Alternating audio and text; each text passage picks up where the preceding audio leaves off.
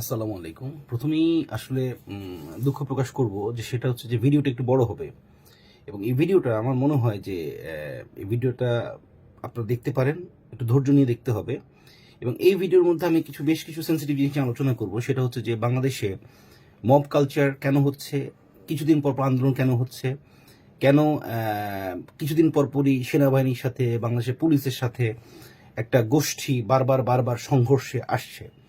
তো এই ইয়েতে যাওয়ার আগে আমি দুইজন সোশ্যাল ইনফ্লুয়েন্সারের কথা বিশেষভাবে বলতে চাই। একজন হচ্ছেন পিনাকি ভট্টাচার্য, আরেকজন হচ্ছেন আমাদের ইলিয়াস ভাইয়া। সো আজকে ইলিয়াস ভাইকে নিয়ে কিছু আলোচনার দরকার নেই, কারণ স্টিল নাও আমার কাছে ওনাকে পিনাকির চেয়ে ফার বেটার মনে হয় স্টিল নাও।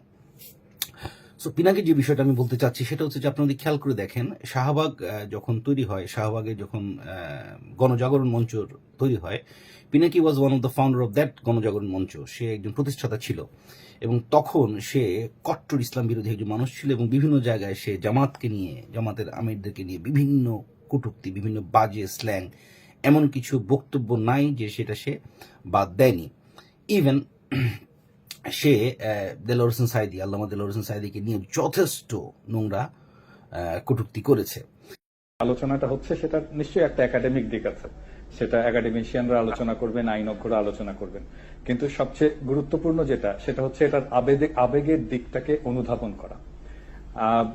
যেই দাবিটা এসছে জামাত ইসলামের রাজনীতি নিষিদ্ধ করার, একটা জিনিস বুঝতে হবে, Jamaat was not a major collaborator, Jamaat was part of East Pakistan provincial government.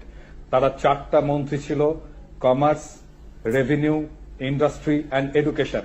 4টা মন্ত্রী নিয়ে ইস্ট পাকিস্তান প্রভিন্সিয়াল গভর্নমেন্ট যারা গণহত্যা চালিয়েছে, যারা সেই আর্মিকে, পাকিস্তান বর্বর আর্মিকে নেতৃত্ব দিয়েছে, সেই সরকারের পার্ট ছিল জামাত ইসলাম। সো সেই গণহত্যার, মুক্তিযুদ্ধের সময়ের গণহত্যার সমস্ত অপরাধের নৈতিক এবং বাহ্যিক ব্যবহারিক দায়িত্ব এই সংগঠনটাকে নিতেই হবে এবং এটাই আজকে বাংলাদেশের তরুণ প্রজন্মের দাবি। শুধুমাত্র রাজাকারি করা, শুধুমাত্র আল বদর আল শামস বাহিনী গঠন করাই নয়, এই পাকিস্তানি বাহিনীর সমস্ত অন্যায়, সমস্ত অনাচার, সমস্ত বর্বরতা, সমস্ত গণহত্যার সমান পরিমাণে দায়ভার এই রাজনৈতিক দলটির আছে এবং তাদেরকে সেটা নিতে হবে। ডক্টর পিনাকি ভট্টাচার্য, অনেক ধন্যবাদ আপনাকে। এবং থাবা বাবা থেকে শুরু করে আপনি যদি বলেন এই যে বিশ্বজিৎ থাবা বাবা, মানে যারা যারা অভিজিৎ থাবা বাবা, যারা ইসলাম বিরোধী লেখালেখি করতো, সবাই ছিল পিনাকি সাগরেদ। তো সে যেটা করেছে সেটা হচ্ছে যে প্রথমত সে এই ব্লগারদেরকে প্রচন্ড উস্কে দিয়ে ইসলাম এবং রাসূল বিরোধী কথাবার্তা বলিয়েছে এবং এজ এ কনসিকুয়েন্স তৌহিদি জনতা বা হেফাজতে ইসলাম রক্ষার্থে তারা শাপলায় জড়ো হয়েছে এবং সে তখন যেটা করেছে সেটা হচ্ছে হাসিনা সরকারকে গ্রিন সিগন্যাল দিয়েছে, okay fine, now you can done a massive mass killing. As a consequence যেটা হয়েছে, শাপলায় আমাদের অনেক আলেম গণহত্যার শিকার হয়েছে, তারা মারা গেছেন, শহীদ হয়েছেন। এরপরে টুইস্টিং পার্টটা খেয়াল করেন, সে হঠাৎ করেই আউট অফ কান্ট্রি, দেশ ছেড়ে চলে গেল, বিকজ তার বিরুদ্ধে সে যখন পপুলারে ছিল তার বিরুদ্ধে কালাজ্বরের ওষুধ মিল্টাফোসিন নিয়ে অনেকগুলা বিষয় আসে এবং তার বিরুদ্ধে প্রায় 100 মানুষ হত্যার একটা মামলা চলমান ছিল। সে আউট অফ কান্ট্রি চলে গেছে এবং আউট অফ কান্ট্রি যাওয়ার সময় আপনি যদি আমার স্ক্রিনটা একটু খেয়াল করেন, সেখানে স্পষ্ট লেখা আছে যে তাকে কে নিয়ে গিয়েছে এবং সেটা স্ট্যাটাসে দিয়েছে, সে সেটা বলেছে। এখানে সে বলতেছে আমার দেশ ত্যাগ নিয়ে। আমরা একটু স্ট্যাটাসটা দেখি।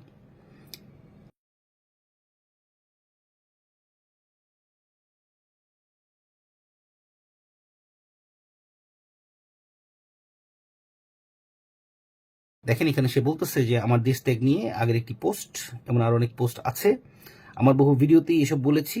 আর কচু খেতে আবিষ্কার করে পুরনো বোতলে নতুন মদ, আমি আন্তর্জাতিক মানবাধিকার সংস্থা FIDH এর মাধ্যমে ফ্রান্সে এসেছিলাম। সো প্রথমে জানতে হবে যে FIDH এটা কি। এটা হচ্ছে the society of open society of foundations, OSF, যেটা international federation of human rights, FIDH, এবং এটা ফান্ড করে হচ্ছে সারোস ফাউন্ডেশন। অর্থাৎ সারোস ফাউন্ডেশন এটার মূল ফাউন্ডার। আপনারা গুগল সার্চ করবেন, সারোসের মূল কাজগুলো আপনি খেয়াল করবেন। এই সারোসের মূল কাজটা হচ্ছে, সে একজন বিলিয়নিয়ার। সে যেটা করে সেটা হচ্ছে বিভিন্ন দেশের মধ্যে ঢুকে ইন্টারন্যাশনাল পরিধি বাদ দিয়ে বিভিন্ন দেশের ডোমেস্টিক পলিসিতে সে আঙুল ঢুকায়, মানে তার সংস্থা আঙুল ঢুকায় এবং বাংলাদেশের যে এলজি টিভি বা সমখ্যামিটা, এটার অন্যতম মানে স্পন্সর হচ্ছে এই সারস ফাউন্ডেশন। অর্থাৎ বিভিন্ন দেশে যে মানবাধিকারের কথা বলে তারা যে সমকামিতাকে লেজিটিমেসি দিচ্ছে, সারস ফাউন্ডেশন হচ্ছে সেটার একজন ডোনার। অর্থাৎ আপনি যদি কোনো একটা রাষ্ট্রে যদি বলতে চান যে আমি সমকামিতার ইয়েতে, সারস আপনাকে ফান্ডিং দিবে। সো এই ক্লুটা ইন্ডিকেট করে যে সারসের সাথে সারস তাকে নিয়ে গিয়েছে এবং সারস তার টোটাল ফান্ডিংটা করেছে ফ্রান্সের বিষয়ে।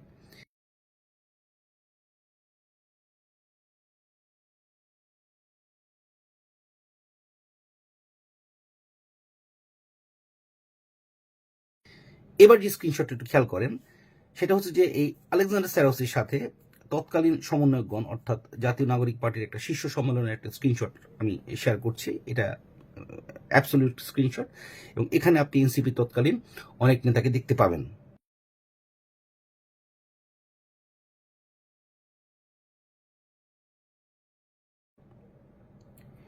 এরপরে যে স্ক্রিনশট আপনি খেয়াল করেন, এখানে হান্নান মাসুদ বলছেন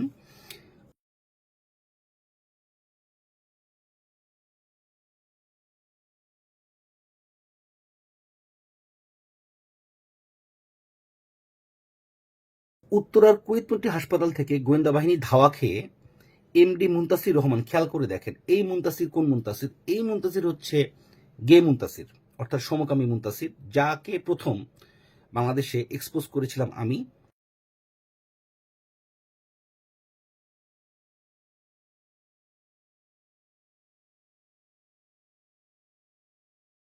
এবং সে যে সমকামী সেটা এক্সপোজ করেছি।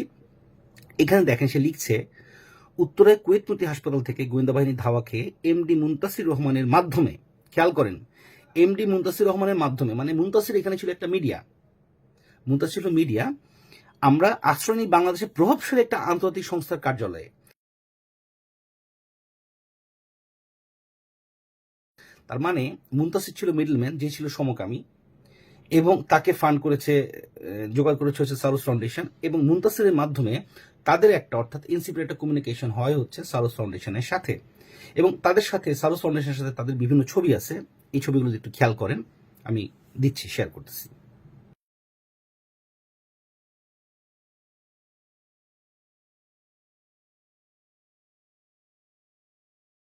এর পরের যে স্ট্যাটাসটা, সেটা আমি যখন প্রথম টের পাই যে এই মুনতাসির বাংলাদেশের সমকামিতাকে লেজিটিমেসি দিতে চাচ্ছে, বাংলাদেশের এলজিবিটিকে সমকামিতাকে গ্রহণযোগ্যতা দিতে চাচ্ছে, তো প্রথম আমি আমাদের মেহেদী হাসান এবং আমাদের ডক্টর সারোয়ার ভাইয়ের সাথে আলোচনার মাধ্যমে আমি তাকে এক্সপোজ করে দেই। অর্থাৎ বাংলাদেশ তখন প্রথম জানে যে এই এনসিপি গে বা সমকামিতাকে প্রমোট করতে চাচ্ছে, এবং অ্যাজ এ কনসিকুয়েন্স যেটা দাঁড়ায়, এই ওদের পার্টির নামই হয়ে যায় জাতীয় গে পার্টি।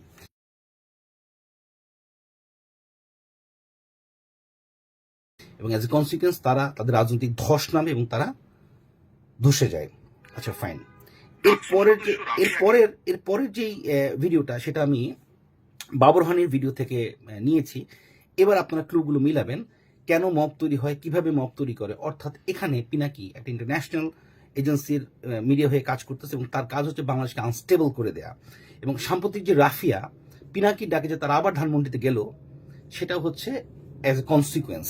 এই বাবর হানির ভিডিওটা আপনি একটু খেয়াল করে পুরো ভিডিওটা দেখেন। ডাকসু সদস্য রাফিয়াকে এই বিদেশি নাগরিকের সঙ্গে দেখা যাওয়া সত্যি চিন্তার আর ভয়ের বিষয়। কিন্তু এই ব্যক্তি কে তা বলার আগে আমাদের একটি খুব গুরুত্বপূর্ণ প্রশ্ন করতে হবে। যে ডাকসু প্রার্থীর একমাত্র কাজ বিশ্ববিদ্যালয় প্রশাসনকে জবাবদিহির মধ্যে রাখা, তিনি এখন কেন এমন আচরণ করছেন যেন তিনি আইনের উপরে? It does not fucking matter to me. As long as he's solving the party stuff, as long as he's solving the party. জুলাইয়ের গণ অভ্যুত্থান হয়েছে 1 বছরেরও বেশি হয়ে গিয়েছে।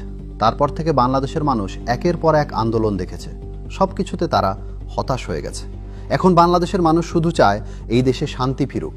তাহলে কেন রাফিয়া এবং অন্য তথাকথিত সাধারণ শিক্ষার্থীরা বাংলাদেশে পরিকল্পিতভাবে বিশৃঙ্খলা তৈরির এই সাজানো প্ল্যানে অংশ নিচ্ছেন? হতে পারে এই লোকটিই কিছু ইঙ্গিত দিতে পারে।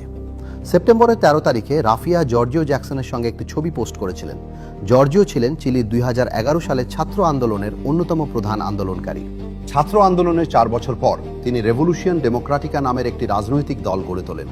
আর তখনই তিনি স্বীকার করেন যে ছাত্র আন্দোলনে তিনি নেতৃত্ব দিয়েছিলেন, সে আন্দোলনের অর্থায়ন করেছিল ওপেন সোসাইটি ফাউন্ডেশন OSF। আর OSF এর অর্থ যোগান দেন বিলিয়নিয়ার জর্জ সোরোস। জর্জ সোরোসের বিরুদ্ধে বহুদিন ধরেই এক দেশ থেকে আরেক দেশে অভিযোগ আছে তিনি নিজের স্বার্থে আন্দোলনকারী ও কিছু সিভিল সোসাইটিকে অর্থ দেন, এমন স্বার্থ যা টিকে থাকে লাগাতার আন্দোলন আর রাজনৈতিক অস্থিরতার ওপর। আর এটা তার ছেলে অ্যালেক্স সোরোস, যিনি এখন ওপেন সোসাইটি ফাউন্ডেশনের চেয়ারম্যান। সেই অ্যালেক্স সোরোসই সম্প্রতি বাংলাদেশে এসে প্রধান উপদেষ্টা ইউনুস এবং এনসিপির শীর্ষ নেতাদের সঙ্গে দেখা করেছেন। এখন শুনলি জর্জ সোরোস, তার ছেলে এবং যেসব আন্দোলনকারীকে অর্থ দেন তাদের বিরুদ্ধে কি বলেছে যুক্তরাষ্ট্র সরকার। But I will tell you that these are bad people, and they're paying a lot of money, millions of dollars, and they're trying to burn down buildings, including federal buildings, and they get paid for it. They're profession from Soros and other people. And we're going to look into Soros because I think it's a RICO case against him and other people. Because this is more than like protest. This is real agitation. This is riots on the street. To the president's point, they don't come from nowhere. These are paid people. This is organized. They're committing acts of political terrorism on American soil. এখন ফিরে আসি সেই লোকটির কথায় যাকে সোরোসের অর্থে আন্দোলন করতে দেখা গেছে। কয়েক বছর পর তিনি চিলেতে মন্ত্রী হতে পেরেছিলেন, কিন্তু সেটা টিকে ছিল মাত্র 11 মাস। দুর্নীতির কারণে তাকে পদত্যাগ করতে হয়। জি, দুর্নীতি। এই ভিডিওর উদ্দেশ্যর কারণ রাফিয়াকে দোষ দেওয়ার জন্য না, উদ্দেশ্য হলো বাংলাদেশের মানুষকে তাদের চারপাশের বিদেশি চক্রটা বোঝানোর জন্য। যেসব গোষ্ঠী নিজেদের এজেন্ডার জন্য বাংলাদেশের তরুণদেরকে রিক্রুট করে, প্রভাবিত করে আর ধীরে ধীরে ব্রেন ওয়াশ করে। তাই আমি শেষ করছি এই কথায়, জুলাই ছিল জনগণের গণ অভ্যুত্থান। ওই মুহূর্তটা কোনো বিদেশি শক্তি বানায়নি, কিন্তু শেখ হাসিনার পতনের পরই বিদেশি খেলোয়াড়রা দ্রুত ঢুকে পড়ে, জুলাইয়ের সেই চেতনাকে নিজেদের জন্য কাজে লাগাতে শুরু করে। আর সবচেয়ে দুঃখের কথা হলো USAID, IRI, নেড এবং OSF এর অর্থায়নে চলা এই গোষ্ঠীগুলো এখনও আমাদের দেশেই বাংলাদেশি নাগরিকের মাধ্যমে খোলাখুলিভাবে তাদের কাজ চালিয়ে যাচ্ছে।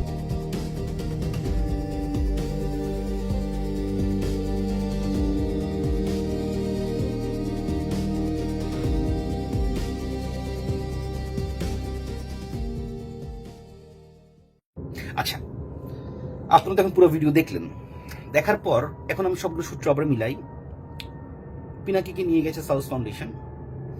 অ্যাজ পার হান্নান মাসুদের স্টেটমেন্ট, মুনতাসিরের সাথে এই সাউথ ফাউন্ডেশনের যোগাযোগ করিয়ে দিয়েছে হচ্ছে মুনতাসির, যে ছিল সমকামী। এবং এই সাউথ ফাউন্ডেশন আমাদের জুলাই যোদ্ধাদের সাথে সম্পর্ক তৈরি করেছে। অর্থাৎ জুলাই আন্দোলনের একটা পর্যায়ে যখন আন্দোলন তুঙ্গে উঠে গেছে, তখন এই পশ্চিমা শক্তি বা পশ্চিমা এই শত্রুরা, আমি শুধু স্ট্রেট কাট শত্রু বলবো, এরা বুঝে গিয়েছে যে হাসিনা পতন অবশ্যম্ভাবী। তারা বিপ্লবটাকে কুক্ষিগত করেছে এবং এই বিপ্লবী ছেলেগুলোকে বা এই ছেলেগুলোকে তারা হাইলাইট করে দিয়েছে। অথচ অনেক হাইলাইটেড ছেলে ছিল, অনেক জুলাই যোদ্ধা ছিল যারা হাইলাইটেড হয়নি।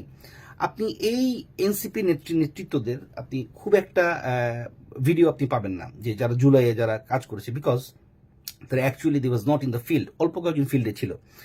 সো বাকিরা যেটা সেটা করেছে, বাকিরা এই পশ্চিমা শক্তির সাপোর্ট নিয়ে এই অভ্যুত্থানে হাইলাইটেড হয়ে গিয়েছে বা তাদেরকে হাইলাইটেড করে দেওয়া হয়েছে। আচ্ছা, রিসেন্ট যে ঘটনাগুলো খেয়াল করেন, পিনাকি যে কাজটা করে সব সময় ইসলামিক সেন্টিমেন্ট নিয়ে খেলে এবং বাংলাদেশের মুসলমানরা এত আবেগী মুসলমান, তারা এই বিষয়গুলো ধরতে পারে না।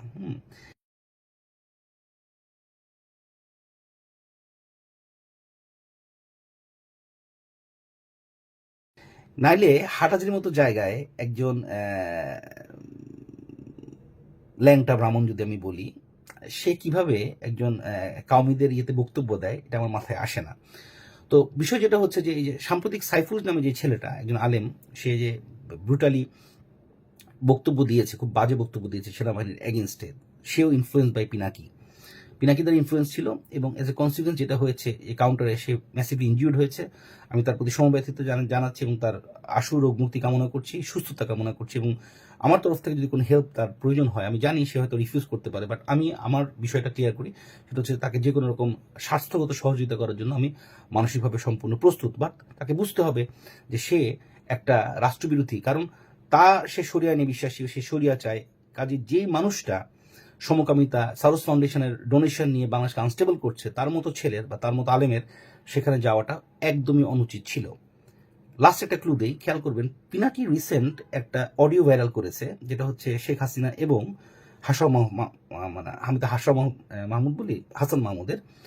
সেখানে ভিডিওটা যদি আপনি শুনেন, দেখবেন যে হাসিনা বলতে যাচ্ছে আসলে এত রক্তক্ষয় হলে আমি ক্ষমতা থাকতে চাই না। মানে সে এখন আবার চেষ্টা করতেছে হাসিনাকে লেজিটিমেসি দেওয়ার, অর্থাৎ হাসিনাকে খুব সফট, সে চায়নি এত মানুষ মারা যাক। সো সবই বেসিক্যালি তার হচ্ছে চাল। আরেকটা ক্লু দেই, পিনাকির টোটাল ভিউ হচ্ছে প্রায় প্রচুর ভিউ হয়, তার monthly income is more than 50 lakh আছে। কাজে এই 50 লক্ষ টাকা সে যে প্রতি মাসে আয় করে ইউটিউব বিভিন্ন চ্যানেল থেকে, তার ফেসবুক, ইউটিউব, টুইটার সবকিছু থেকে, এবং এর পিছনের মূল বিষয়টা হচ্ছে বাংলাদেশ যদি আনস্টেবল না থাকে তার ভিডিও ভিউ হবে না। অর্থাৎ কন্টিনিউয়াসলি বাংলাদেশকে আনস্টেবল করতে হবে, 1। 2 নম্বর হচ্ছে সে সারস ফাউন্ডেশন থেকে খুদ খেয়ে দেশের ক্ষতিতে ব্যস্ত, 2। এবং পার্বত্য চট্টগ্রামকে অশান্ত করার পেছনে যত রকম সেনাবাহিনীর বিরুদ্ধে যত রকম কুৎসা রটানো যায়, সেনাবাহিনীকে যত রকম বিতর্কিত করে দিয়ে দুর্বল করে দেওয়া যায়, এটাই হচ্ছে পিনাকির এজেন্ডা। সো আমি সকল মুসলমানদেরকে একটা রিকোয়েস্ট করব যে দেখেন, একজন ব্রাহ্মণ ল্যাংটা সেনাপতি কখনো মুসলিম বাহিনীর ঝান্ডা উড়াতে পারে না অ্যাজ পার ইসলাম। এবং সে যত মানুষকে হত্যা করেছে, তার বুদ্ধিতে যত মানুষ সাপলাতে তার কিসাস সে কোনোদিন আদায় করতে পারবে না, যেসব আলমের সন্তানরা মারা গেছে। এবং অ্যাজ পার ইসলাম একটা মানুষ এত গণহত্যা চালানোর পরে, যার নির্দেশে এত গণহত্যা, যার বুদ্ধিতে এত গণহত্যা হয়েছে, সে যদি ফেসবুকে এসে বলে ভাই আমাকে মাফ করে দাও, আপনারা তাকে ক্ষমা করতে পারেন না। কাজেই দেশের জন্য, দেশের জন্য এই মব মারানিদেরকে আপনাদেরকে অ্যাভয়েড করতে হবে, এবং এই আমি যদি বলি সান অফ এ বিচ, এদেরকে আপনাকে দমন করতে হবে এবং এদেরকে ফলো করা যাবে না। সবাই ভালো থাকুন, সুস্থ থাকুন। ভিডিওটা প্রয়োজন হলে আবার দেখবেন। কোথাও যদি কোনো ক্লু এর সমস্যা হয় আমাকে বলবেন যে ভাই আপনি এই তথ্যটা ভুল দিয়েছেন। আল্লাহ হাফেজ।